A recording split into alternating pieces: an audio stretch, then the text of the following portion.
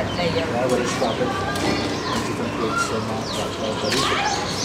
લગભગ આ જ સદીશ સંતોના બાળકોમાં જ બધાને સત્રો પણ હજી નવી જગ્યા, નવી વાર્તા, નવા સરહદની કેવો રહ્યો? બહુ જ સરસ રહ્યો. ઘણા સમય પછી અનુભવ થયો અને બહુ જ આનંદ છે મને. આ નવું સેન્ટર સારું છે કે વિવિધ જગ્યાએ ઘણા બધા બચ્ચાઓ આપણે આવી રહ્યા છે. આ વખતે આપણે આશાદીપ સેન્ટરના બધા જ બાળકો બધા જ સેન્ટર આપી દીધા છે અને આશા રાખું છું કે આ બાળકો સાથે પણ મારી જર્ની સારી રહેશે જેવી ભુવનેશ્વરની દીકરીઓ સાથે રહી હતી. સરસ. આ પંચતંત્રની વાર્તા જોઈ ઘણી સરળ હોય છે, સમજવામાં પણ સરળ હોય છે, રેડિયો હોય છે પણ સરળ.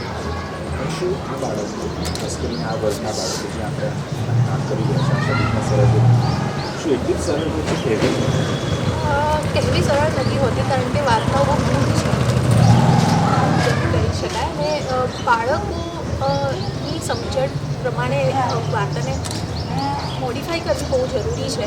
ભાષાથી લઈને કોન્સેપ્ટ એ લોકો સમજી શકે એમને બહુ સમય લાગે છે, તો એટલું પેશન્સ એના સાહિત્ય મિત્ર તરીકે રાખવું બહુ જરૂરી છે અને વાર્તાને એ મુજબ ઢાળવી, પ્રાયર અંદાજો લેવો કે બાળકો સમજી શકશે કે કેમ, એને ધ્યાનમાં રાખીને વાર્તાઓ કહેવાનો પ્રયત્ન કરવો જોઈએ. વાર્તાઓ છે સરળ બિલકુલ અને પણ એનું મૂળ જે છે એ એમના સુધી પહોંચે એ બહુ મહત્ત્વનું છે. સમય લાગશે પણ જરૂરથી પહોંચશે. ત્યાં ઘણું અઘરું થઈ જાય, બહુ જ બતાવી શકીએ છીએ પર્યાપ્ત રીતે.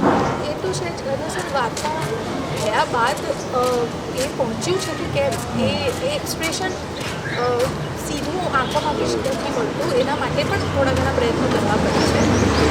તો હા, પણ થોડા સમય બાદ એ લોકોને મને સમજાતું જશે જેમ જેમ એ લોકો આપણી જોડે જોડાયેલા રહેશે એટલે એ પછી થઈ જશે જેમ સાહિત્ય મિત્રો થઈ રહ્યા છે.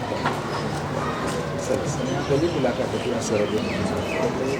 વાર્તાની પસંદગી આ પ્રમાણમાં જોઈએ તો થોડું બ્લાઇન્ડલી જ કરવામાં આવી હતી કારણ કે આપણને ખ્યાલ નથી કે એનું વર્ક શું હશે, એની સમજણ શું હશે.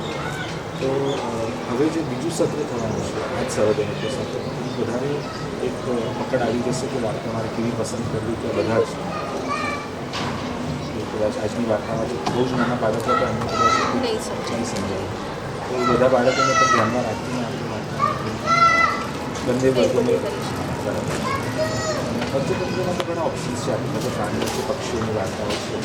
તો લાગે છે કે આજે આપણે કોઈના મનુષ્યની વાર્તા કરીએ છીએ. મને લાગે છે કે આ બાળકો સાથે પ્રાણીઓ પક્ષીઓની વાર્તા કરીએ તો વધારે અનુકૂળ રહેશે. બિલકુલ એવું લાગે છે કે વધારે અનુકૂળ રહેશે, પણ થોડો તફાવત તો રહેશે જ કે જો આપણે પ્રાણીઓની વાર્તા કરીએ ને એ થોડા નાના બાળકોને વધારે સમજાય એવું છે, તો જે મોટા બાળકો છે એવું બને કે એ થોડું બોરિયત આવે એમને, પણ થોડુંક ઇન્ટરેસ્ટિંગ દેખાઈશું તો એ એટલે એવા સહેલી વાર્તાઓથી શરૂ કરીએ પ્રાણીઓની, એવું મને લાગે છે. જેમ આગળની વાર્તા એ પ્રાણીની પસંદ કરવાનો પ્રયત્ન કરે છે અને પછી ધીરે ધીરે એને કોમ્પ્લેક્સ કરતા જઈશું, સરળ હોઈ શકે એવું. બરાબર. અને આજની વાર્તા કહેવામાં તમે થોડા વિઝ્યુઅલ એડ્સનો પણ ઉપયોગ કર્યો હતો, તો એ પ્રથમ તો એ કેમ આઈડિયા આવ્યો કે વિઝ્યુઅલ એડની જરૂર પડશે, અને સેકન્ડલી જ્યારે ઉપયોગ થયો તો શું એ વાર્તાને એન્હાન્સ કરી એ આખા પ્રોસેસ? એન્હાન્સ તો નહીં કહી શકાય, પણ મને એક ડાઉટ એક પ્રકારનો હતો કે એ કેટલું વિઝ્યુઅલાઇઝ કરી શકશે. કામ વિઝ્યુઅલાઇઝ કરવું એટલું અઘરું નથી કે એમને જોયું હશે એટલા માટે, પણ બીજા બધા જે પ્રસંગો છે એને એ કેટલા વિચારી શકશે, કેટલી કલ્પના કરી શકશે એનો મને અંદાજો નહોતો. અને સાચું કહું તો વાર્તા સરળ આપણે કહી રહ્યા છીએ પણ મને સમજતા જ સેંકડો દિવસ તો લાગ્યા હતા છે, કારણ કે ભાષા થોડી અઘરી હતી અને એમાં ચેન્જીસ જે લાવવાના હતા એને ધ્યાનમાં રાખીને અને મારું પહેલેથી જ એટલું રહ્યું છે કે વિઝ્યુઅલ એડ્સથી ફરક પડે છે, કલ્પના શક્તિ ખુલે છે એવું મને લાગે છે. હું એક ઝાડ જોઉં છું તો હું એવું વિચાર કરી શકીશ ને કે આ ઝાડ પર ફૂલ હોય તો કેવું લાગશે, આ ઝાડ પર ફળ હોય તો કેવું લાગશે, અને એક બેઝિક કલ્પના આપણે મૂકી દઈએ તો થોડીક આગળ એ વિચાર શક્તિ ખુલી શકે છે.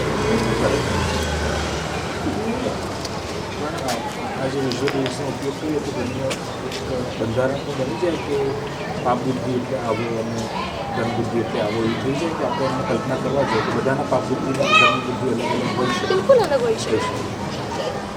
એટલે આપણે પ્રમાણમાં પ્રયત્ન થાય કે આપણે કલ્પના જ કરાવીએ ધારો કે દેખાય છે અને પગડી બાંધેલી છે અને મૂછો છે દાઢી છે મારો પાપ જીતે હશે એવું પણ એવું બિલકુલ કરી શકે કરી શકે તમે more creative very nice thank you so much it was wonderful really looking forward to the next stage.